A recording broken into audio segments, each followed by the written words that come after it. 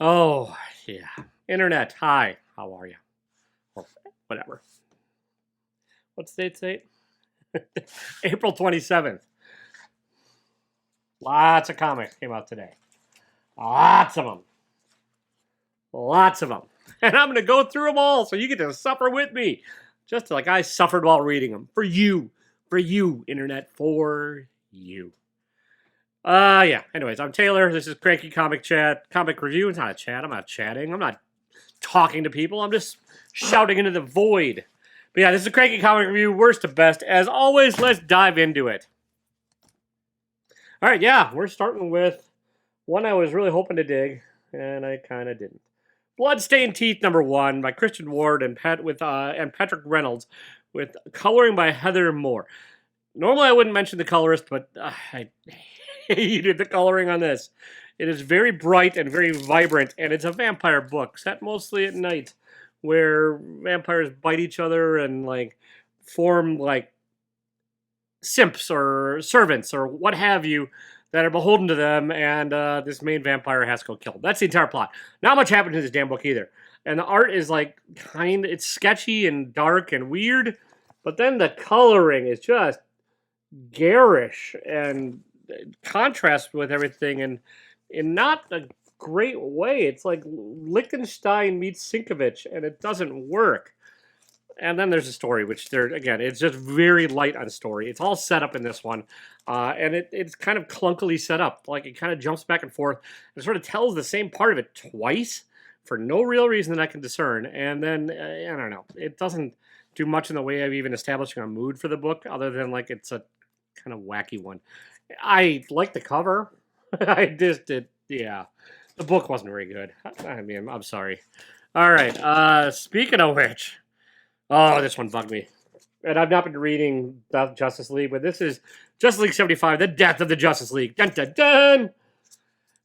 Okay, this is Josh Williamson. He's on this list like 14 times this week. I'm exaggerating, but he wrote a lot of shit. And I think he's spread too thin.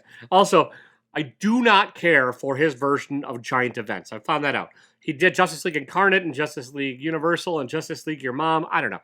Lots of this setup stuff for the next crisis, and that's what this is. It's set up for the next crisis where they're fighting the giant darkness. It's again, it's just kind of like weird, not very exciting panels and weird, not very exciting ways they all die, and a not very exciting setup for anything. I mean, the title's accurate. It's not really spoiling to say that, but man, is it dull. I mean, it's just interminably dull. It's an oversized issue for no real reason, and it just doesn't do much. I mean, you could tell this story, and I think it'd actually be more effective if you started and just told it in a shocking, sudden manner and then just carried on with the aftermath, instead of this, which is just like all set up for something, and it's just not an exciting setup. I kind of hated this book. I really did. And I probably won't be reading the Crisis ones if I can avoid it. I might get talked into a few of them because I'm a sucker, and, first appearances and FOMO and speculation. But man, did this bug me. I mean, it really, it's just grated on my nerves reading it. Yeah, all right. Am I going to, well, this is probably, no, we're going this order. Speaking of Josh Williamson, Deathstroke, number, whatever this is, number 8, Shadow War Part 3. I've not been reading Deathstroke Inc. I read the first issue, didn't do much for me. And I picked this up just because it's part of another event, smaller in scope, and thus far better than the Dark Crisis, Death of Your Mom's Justice League, whatever. But this one, the art just bugged me. It's weirdly sketchy and stiff at the same time. Who's the artist on this? I should probably know this all and write notes and prepare, but I read too damn much today and I'm burnt out. So, I forgot to close my email, so you're hearing beeps in the background because I'm a pro, people. Paolo Pantalina. And like, it's just, I don't like the coloring. I don't like the panel layouts. I don't like much of it at all. And normally I'm all about sketchy kind of art, but like it's weirdly sketchy and cartoony with like exaggerated proportions, and it just doesn't work for me for this title. And like the characters and stuff, it just doesn't fit like a superhero book, and it doesn't and the storytelling in the art is not there. And then I mean, it's also not doing a whole lot with the actual story. Not much happens in this issue, really. And I kind of hate the character of Respawn or whatever the kid's name is. It's you'll find out who Respawn is in either this one or I think it's in Robin's, which is better. But yeah, the art on this really held it down, and the coloring didn't do me any favors either. It's really washed out and kind of pale on the coloring. So Deathstroke Inc. Another event book. Another event book is Crimson Rain, number 4. I bought this for the cover. I'm getting all the collected covers. You can buy them all off me because I'm a dirty, dirty flipping whore. It's a very good edition. This is the Knights of Ren, the Knights who say Rune. One of the biggest letdowns in The Force Awakens or Revenge of the Force Awakens. The last one. The stupid last one. Rise of Skymart. Doesn't matter. The movie. Kylo Ren. That thing. They didn't do anything in the movie. They don't do damn much in here either. This is sort of set up like a heist issue.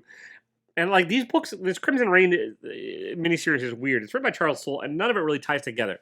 Like, I mean, it has a loose connecting thread of it's Kira from Rogue One. No, the Solo movie, that other lump of turd Star Wars movie. And like this series is just kind of setting her up as like the Crimson Rain commander or like a grand plan, but she's behind the scenes. And anyway, she has the Knights of Ren go do something in this book. I don't want to spoil it, but it's like the least interesting heist thing ever. It is just kind of a stupid story, and it like the Knights of Ren act stupidly, and it just seems like a kind of out of character stupidity. Maybe I mean I don't have much character I guess in the movie, so maybe it isn't truly in character, and they really are just morons. But like it's just not an interesting tale.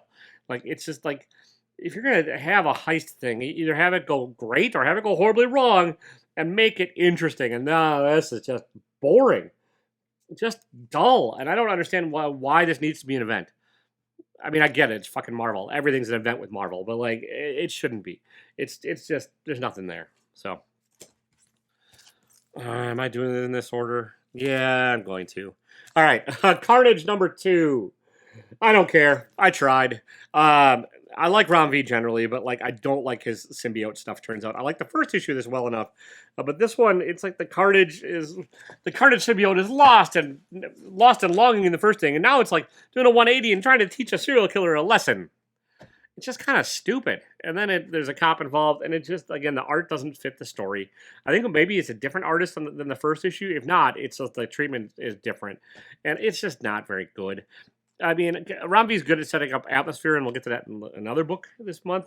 But other than that, there's just, I don't know, it's just kind of a dumb idea.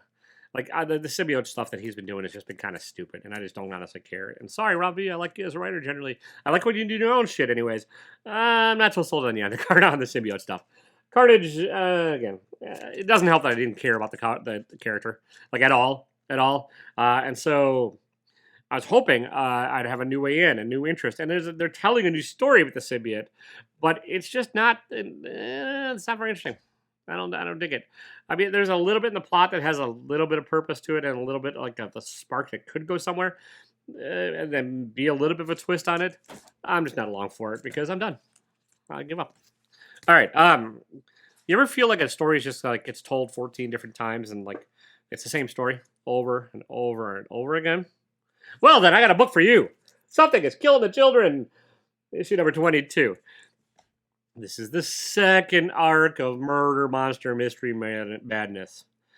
It's Tynan. It's Werther Dell'Edera. You know what you're in for if you ever read the first arc, because it's not the same. There are differences, and I know people are probably going to comment down below, or at least call me up and be like, no, it's a different story. Fine, there's minute differences, but it is the same basic story. And like, there's not enough minute differences yet for it to be interesting. I know there's a thing at the end of the issue that's probably setting up where the differences lie, and there's it's not really a framing device because it doesn't frame.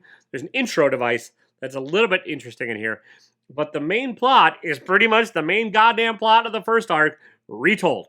I will say, Dell'Edera's panel layouts are better than this than I've seen in a while. He doesn't do a lot of the cross-spread bullshit that he's been doing in a lot of the other stuff. So I dig that. But like, holy crap. Tynan, you got to start telling new shit. Because you're just taking people's money and telling the same damn thing over and over and over again. And what I know, I get it. I like Joseph Conrad or one of the writers said there's only like 4 basic stories or something like that. Yeah, fuck off. Tell something new. All right, this is new, and it's okay. It's a weird one. Punisher book 2. I like the cover. Might be my favorite cover of the week. And it's not a horrible issue, really. It's just a weird characterization of the Punisher. And I've got a feeling it's probably going to turn off some like diehard Punisher fans because, like, you know, they set up Frank Castle as like a murdering little psycho in this, and then they set him up as a murdering big psycho in this. Two different artists, and I don't, it doesn't bug me because they're telling two different stories, parts of Frank's life in this. But like, I get. I get what Jason Aaron's doing with this, and I get the reason he's the head of the hand, sort of. But then there's like this leaning in part, and like the fact that it's like, oh, okay, it's taking the story in a strange direction, and it just feels like it's not really the Punisher. And I don't necessarily care because the Punisher is another one of those characters I just don't really give a shit about. I like the art, and it's actually an interesting enough story that I'll probably give it one more issue, but it's just kind of bizarre. It's just kind of a bizarre take on everything I know about Frank Castle and the Punisher and stuff. And I mean, granted, I have not read every damn book of him, but it's just weird. And they set it up in the first issue, and this is just more of that. It's not really progressing things much further.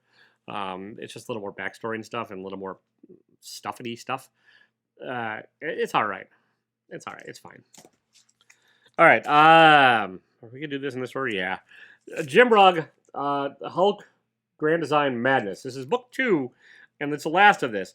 I will say I like the cover. This is a variant cover by Jeff Darrow, and I dig it. And I love the paper quality, and I like the art. The story is kind of a hot mess, but that's not really Jim Rugg's fault. It's because the storytelling of the Hulk's history is a hot damn mess. And this is the hot mess, the madness section, as it were, because like it's just like a yo-yo of what happened to the Hulk. Bing, ding, ping, ping, ping, ping, ping, ping, for like 100 some issues. And he condenses it fairly well. It tells it fairly well. It's just kind of like a messy-ass tale. And I don't think it's quite as effective as the first issue as far as like the panel design and some of the homages to the earlier stuff. There's a lot of it in there. Like, you get some Dale Keown homages, and you get some McFarlane homages and stuff in here. But I think the first issue did a better job of putting it all together into a package and like had some more fun splash pages and stuff. There are some in here, and it's a decent enough thing. And I think it'll work better when it's collected, and I'm sure it'll be collected as into one thing, like Hulk Grand Design as a collected volume.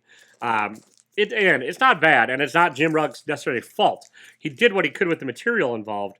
And there's some funny bits in here, and there's some like winking nods to the audience and winking nods to things in here. And I think Jim Rugg knows it's a ridiculous story and did what he could, but it's still kind of ridiculous. So it's not necessarily the greatest story ever written. So it is what it is. Are we gonna do this? Yeah, we're gonna do this. Yeah, that's about the right order. Next we have Batman and the White Knight #2. This is Sean Murphy basically with Dave Stewart on colors. And it's Sean Murphy. It's the White Knight universe. It's the progressing of the story. It's Terry McGinnis. It's the Batman that's been locked up in jail, and it's a fun alternate romp. It's not going to change any worlds. I like Sean Murphy's art on this a lot. It's like nice and sketchy in a good way, and he's got a solid grasp of storytelling, so you're never really lost as far as what that goes. And Dave Stewart on colors is always great. It's just the story itself is just kind of fine. It's like there's a twist in the beginning of this, and it's a weird twist. It kind of gets explained. It gets exposition dumped, and like the twist then proceeds to be an exposition-y kind of explainery kind of thingamajigger MacGuffin. Nah, that's hard to think about. Whatever. A weird story device in here. You'll see if you read it. I don't want to spoil it. It's not bad. It's not the strongest of the bunch. I like the Harley Quinn run better thus far. The last one. I can't remember all the titles. They're all White Knight related. That might just be Harley Quinn White Knight. Whatever. It's decent. It's fine. I'm probably going to wait it out from here on out and just get it collected or read it digitally. It's not holding me quite enough to read this thing and pay the $5 a month or whatever it is for this. I'll just read it on DC Unlimited and go from there. All right. Remember I said Josh Williamson wrote a lot of shit this month? This is Robin. The next part of Third Shadow War, part 4. This is a better part of the story, I think, and it's got a much better artist. I like Caruso's art a lot better, and it is still kind of cartoony and stuff, but it fits the book. Robin's not actually in this book a whole lot. I mean, it kind of is, but it has Respawn and all these characters that were introduced earlier in the Robin run. I would rather just have a Robin story, and this is partially Robin's story, but it's getting turned into an event thingy that I still just don't dig. It's the best of the Williamson books this month. I think I don't think there's anyone further. I can't remember honestly. I'll know if I get there. The story started great. The Shadow War started great in the Shadow War Alpha, and it's just been kind of fizzling. And this is kind of a mediocre, like, oh, that's not like nothing. There's a surprise in here with the character that I think is in here. I don't think it's in the other one, the Deathstroke Inc. I talked about. So that's a surprise, and that sets up some possibility of future stuff. But other than that, it's not that interesting a story. It's just really not that interesting a thing. The Shadow War, the war behind the scenes, the family feud. I don't call it whatever you want. It's just not a super interesting event. It's like I said, it's fine. It's fine. All right. Next, we have The Last Ronin, number 5. This is the last of The Last Ronin, although it does say to be continued at the end, because of course it goddamn does. This is decent. I do think the art has taken a step down from the first issue, and I think the story kind of didn't need to be a 5-issue thing, really. And then it wraps it up. It has actually a solid-ish ending, but it's not a very dynamic ending. And the fight scene in here is not very dynamic. And there's a lot of fight scene. I mean, if you're not to spoil everything, but this is the big grand finale. There's going to be a grand finale fight scene with the last Ronin. And it was okay. It sets up like a future Turtles world, and it does it kind of interestingly, But I don't know. I didn't love it. I didn't hate it. It's fine plus. But yeah, and the art, it's not awful. I mean, by any means. It's just kind of I expected more dynamism, and I expected a little bit more out of the ending. Like, they really hyped up this book, and it's been delayed for so damn long. And there's been so long between issues that I was like, oh, it's going to be fantastic when it does come out, right? Right? No, it's fine. Fine plus. All right. We're going to do this. Next, we have Thor issue 750. Now, it's Thor 24, but it's that Marvel damn thing where they use it every Legacy 750. How the hell they get to that number? It's only Marvel knows, because they don't whatever. But it's the death of Odin, the funeral for Odin, and what it does do pretty well is it has a lot of the old creators that worked on Thor throughout the years, like Walt Simonson and Jason Aaron and J. Michael Straczynski and Dan Jurgens, each have a separate story in here. And the stories are pretty decent for the most part. There's a sort of retelling of and a expansion of the origin of Beta Ray Bill by Walt Simonson. That's not bad. The Jason Aaron one and Isad Ribic, it doesn't do a whole lot, but it's gorgeous. The Dan Jurgens one, it's probably the weakest of the bunch, I think, but it's not bad. And then the J. Michael Straczynski one's pretty solid too. And that one actually does set up a future thing that's probably going to be happening with Loki. So I liked it. I didn't hate. I mean, and it's not necessary again. No, I mean, no, most comics are not necessary. And it just has the framing device of the funeral, and it has Thor being Thor. I'm a little over the Donny Cates' version of Sad Thor, to be honest. And Nick Klein is just drawing Thor and Loki both just looking more and more sad. And I don't know. Thor should be fun. Thor should be entertaining and not just mopey. Mopey Thor. That was Thor: The Dark World 2, the movie. Nobody needs that shit. All right. Next, Ron V. Again, this is with Sean Perkins. This is Swamp Thing number 12. And you learn about a new character when you get a returning character, sort of, that's in the first arc. And then, this is, again, mostly just an atmosphere issue. Like, a bit of stuff happens. And what does happen is interesting. And what does happen is, not bad. I liked it. And I think Ron V really does have a handle on the horror atmosphere, especially when paired with an artist like Perkins that really can work with the strengths and really understands the Swamp Thing and the horror culture of it all and the horror backstory. And I think that's great. I don't think it's starting to feel a little stretched out to me. I know they didn't want to do it in 10 issues. And so they made it 16. I think they're probably going to tilt it in 12, 13. I think we're going to... It's a little fillery to me. Some of that is because of the old Suicide Squad shit that was shoehorned in halfway through the series. And that wasn't really needed and didn't really do much. But, it's not bad. It's still a good book. It's just not the best of the run thus far. So it's decent. All right. How are we going to do this? Yeah, we're going to do this. Okay. Silver Surfer Rebirth. if you look at this cover, it's kind of almost tells the whole story of the issue, almost. Not to spoil it, but Ron Mars is telling a fun, and Ron Lim, the Rons, as it were, are telling a fun kind of throwback story of Silver Surfer. It's not deep. It's not going to change the world. It's not going to change much of anything. But it's just a fun romp. If you like the Silver Surfer and you like some of the galactic stuff, like the Jim Starlin run or the any of the Thanos quest or that kind of stuff, you're probably going to enjoy this. And I enjoyed it. It's a solid book.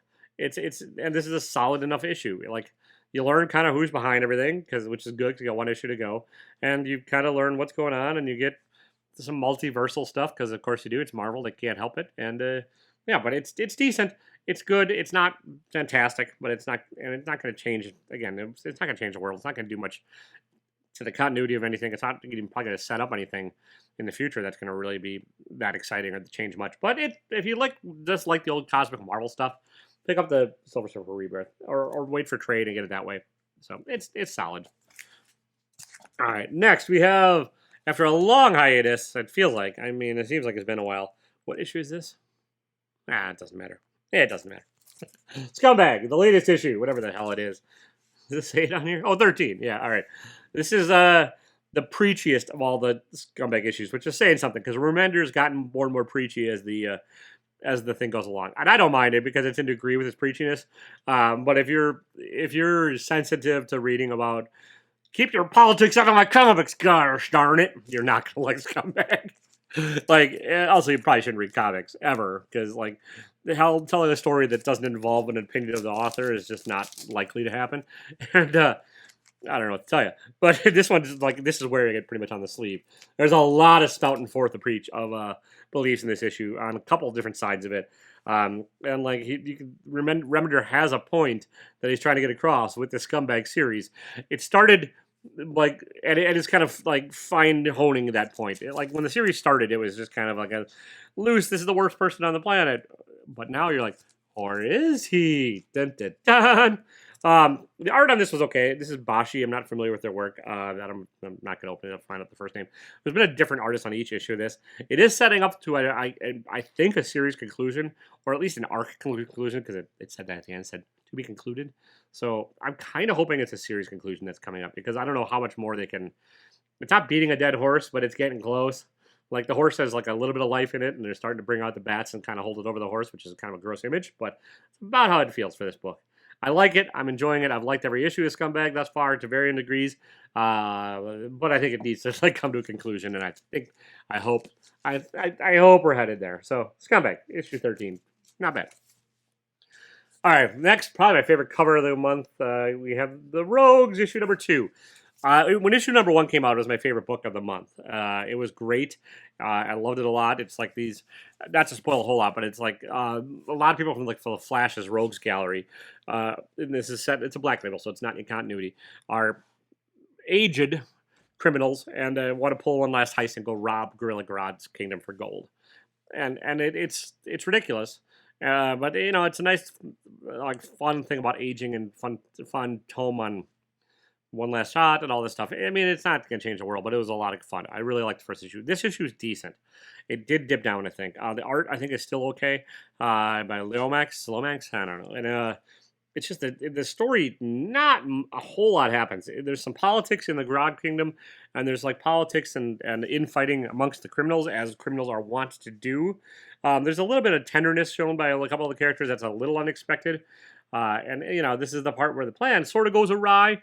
But like the way that they had the plan go awry is not crazy exciting. I mean, it's just kind of like, oh, all right, yeah, that seems to make sense, but that messes up your entire lack of a plan, because it didn't seem like it. Like the way they tell the story is Captain Cold has a plan, but he hasn't explained it, which can be interesting. But when you're the reader, and then the plan changes, and they don't explain that the plan, all they say is, oh, the plan changed. Well, if you don't know the first plan, and you didn't know how it got followed up by the new information, it's not that interesting.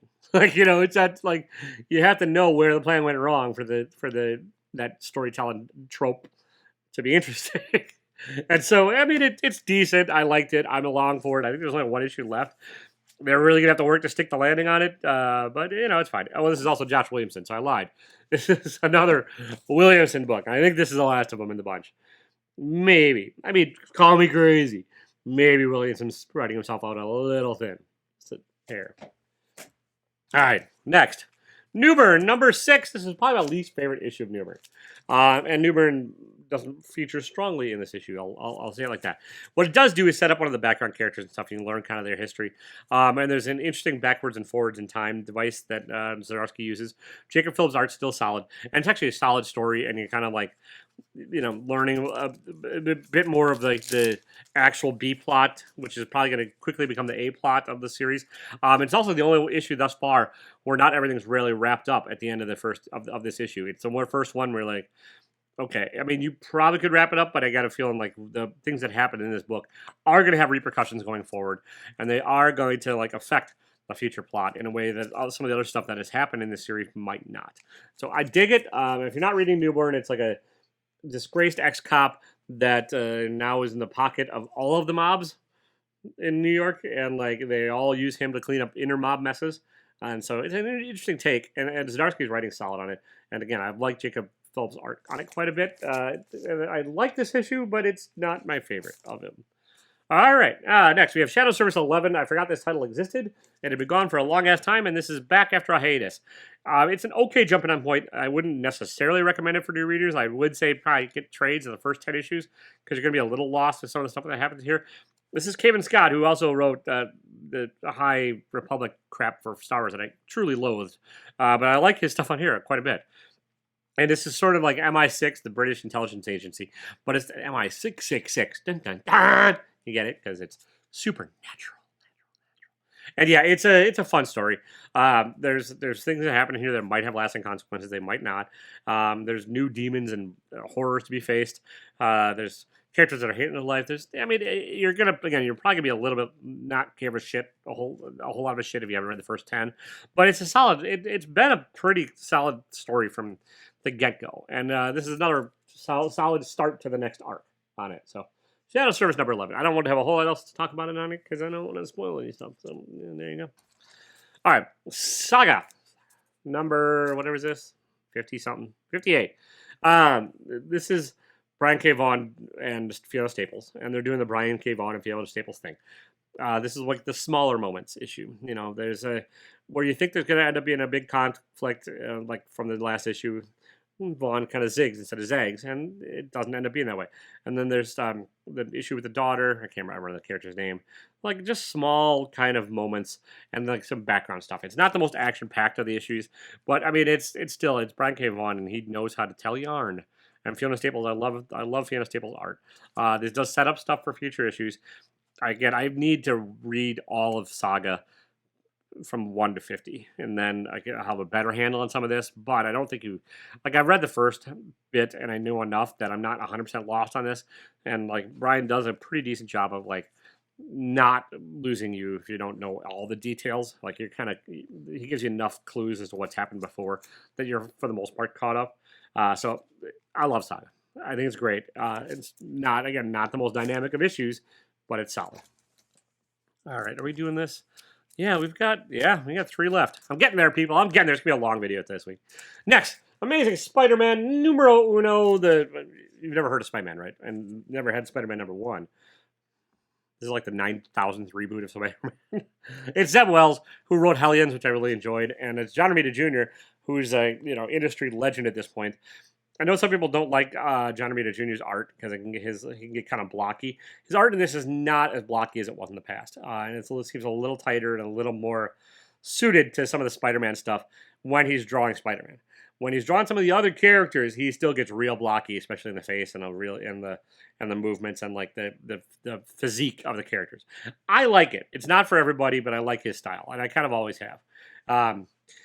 Zeb Wells does an interesting thing in here where I didn't read any of the last arc because after Nick Spencer drove that series into the ground for me, I just didn't care. This is an interesting jumping off point. It's like set in the future, something happened. It's that kind of device where eventually they're probably Zeb Wells is going to have to fill in what happened to get the audience to know what the hell happened.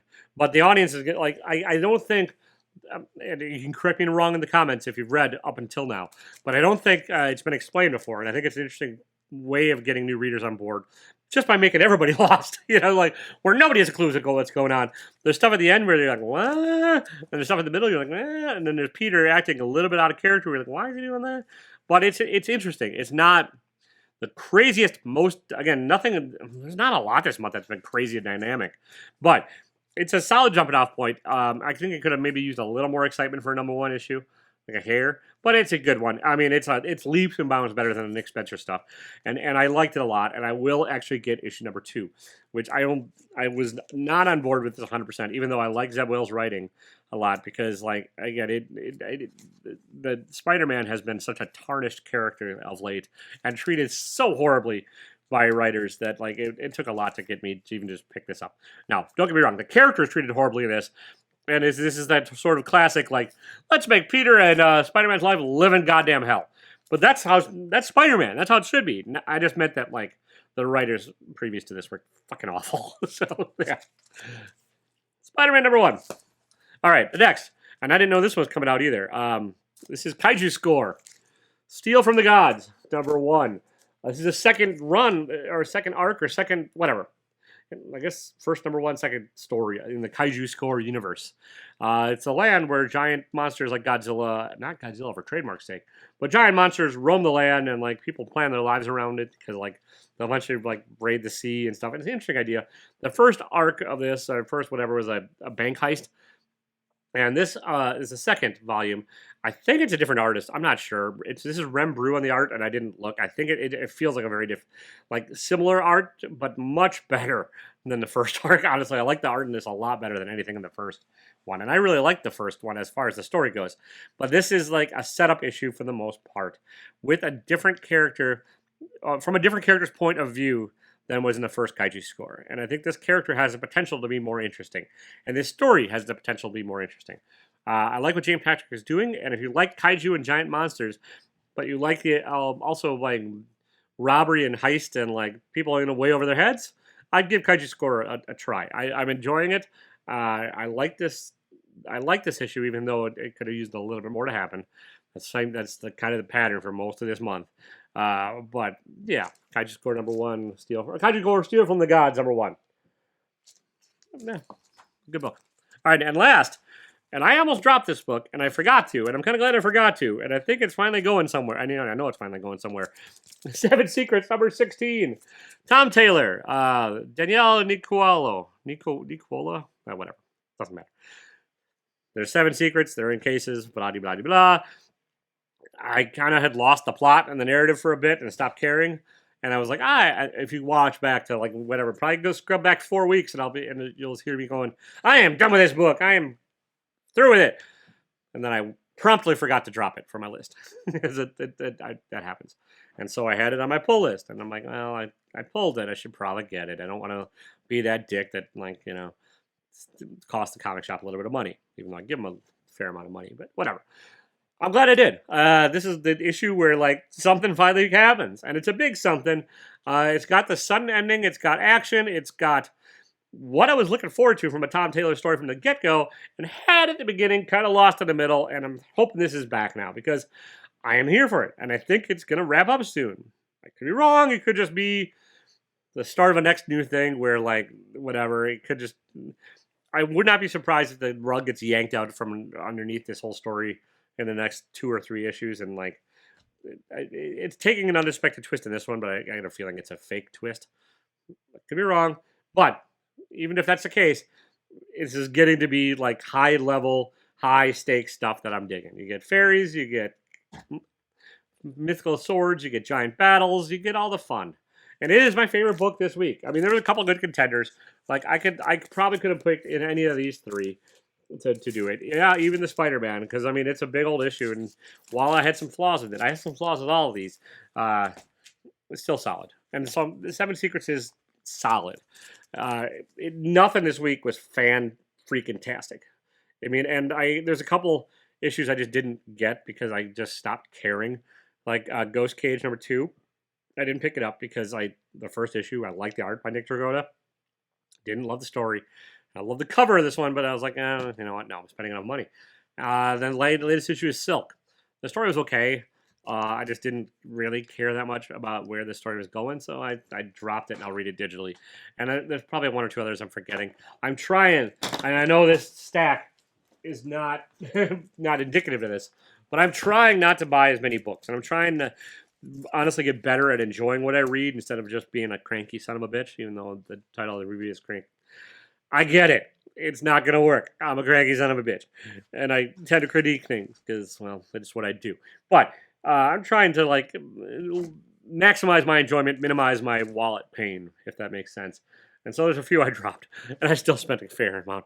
And I don't get, there's no variance, there's no like B covers. I didn't get any 1 to 25s or any ratios or anything like that. These are all A covers, just strict buys. And now I need a nap. So, yeah. If you made it this far, thank you for watching. I appreciate it. Hit the like button, hit the subscribe, hit the notification bell. It all helps. If I get to 1,000 followers, I can run ads, and maybe I'll actually be able to afford more books and be even crankier. Notice that vicious circle. Probably won't happen. But I'm getting there. I'm like 130 away. So maybe by 2024, I'll hit 1,000. But thank you all for watching. I appreciate it. I really do love you all deeply. And don't be a dick, even if you spend too much on comic books and you just kind of need a nap at the end of the day. All right. See ya.